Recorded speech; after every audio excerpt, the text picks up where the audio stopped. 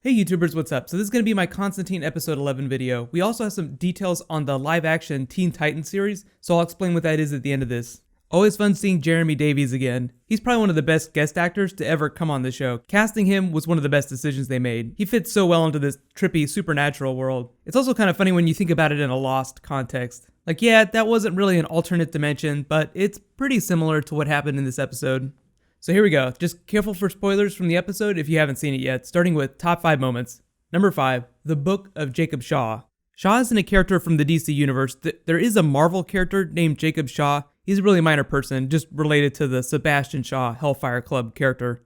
But there are tons of magical books in the DC continuity. Most notably, The Book of Destiny. That's a book that contains the past, present, and future. There's the Book of Eternity. That's a Jack Kirby creation. It's a spell book that contains the story of existence, which supposedly gives whoever holds the book incredible powers. Then there's the Necronomicon. That's supposedly the ultimate book of magic. It's where Felix Faust gets his power from. The transportation scene at the beginning reminded me of the Hellraiser movies whenever someone opens the Tesseract. Like it transports them to this freaky alternate dimension of torture and pain. Anytime you wake up next to a freaky meat hook, you know it's not going to end well. If you didn't recognize him, William Maypother is Jacob Shaw. Just a side Easter egg, he's actually Tom Cruise's real-life brother. Tom Cruise's real last name is Maypother. He just changed it whenever he became an actor. In the context of the show, his original experiments were in trying to achieve the singularity, merging mind with machine.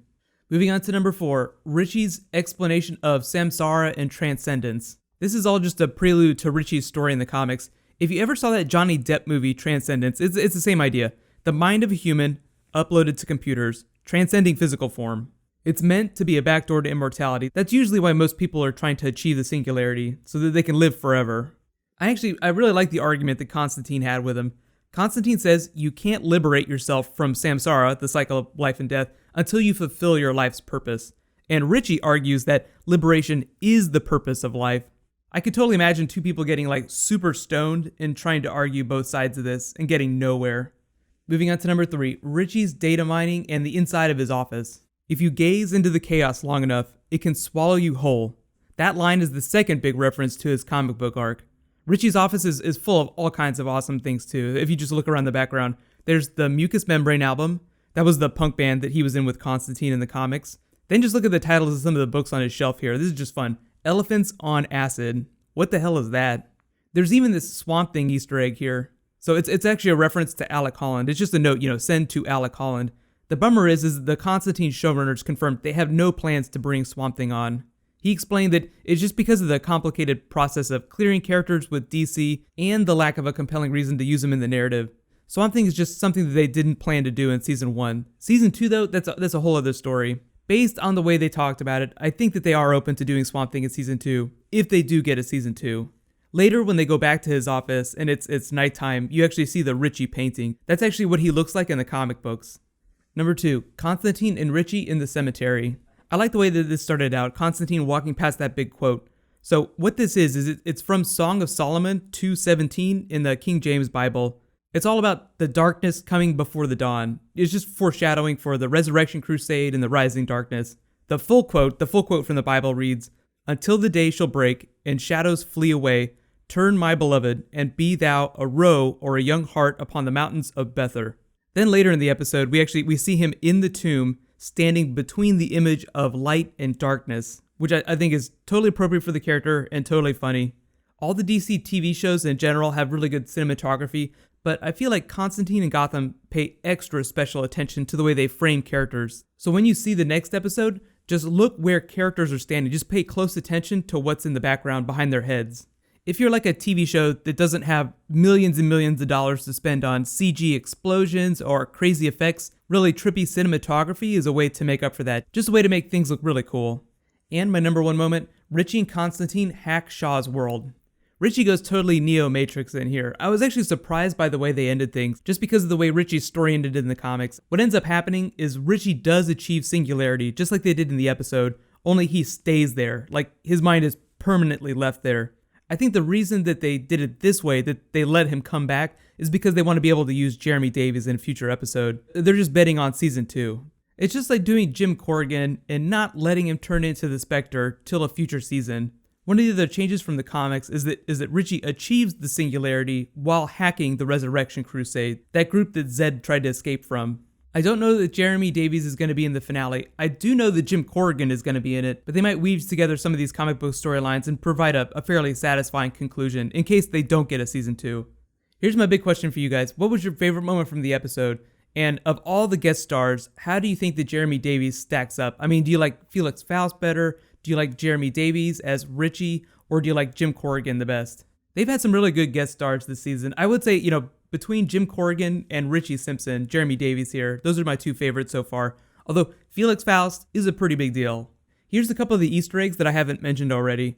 So, when Richie says they're cancer to other people while Constantine's standing there smoking a cigarette, that's just another subtle reference to the Dangerous Habits storyline in the comics. That's the one where Constantine has this super advanced form of lung cancer. The Bradstreet Hall sign that's really clearly shown in frame here, that's a reference to Tim Bradstreet, the comic book artist. He's known for doing a lot of Hellblazer cover art. And then when Richie says, the only rule there is Shaw's God, and Constantine says, he won't be the first one I dealt with. What he means is that he has dealt directly with the God and the devil of the DC universe. He has this bluff ability that allows him to successfully lie to God and the devil. It's just part of his genetic heritage, the order magic that his family descends from. I think my only significant thumbs down from the episode were the girl getting trapped in the alternate dimension by looking at her cell phone screen. That felt like a bit of a derp. I didn't like the student actors in general, their performances, but there's no way that they're going to be able to hold screen time with Jeremy Davies. Sometimes that happens where you have episodes where you get really amazing actors paired with actors that are maybe not so great. William Maypother was funny as the crazy psychopath. I felt like a couple of his scenes dragged on, like where they did the scientific method scene where he was like, well, you have to test it. You have to chop me up with the axe to see if this is real. I felt like that was a little long. They could have just sped right through that. I think the only time I enjoyed them letting scenes drag on were whenever Jeremy Davies was being crazy. He just does it so well. It's so compelling.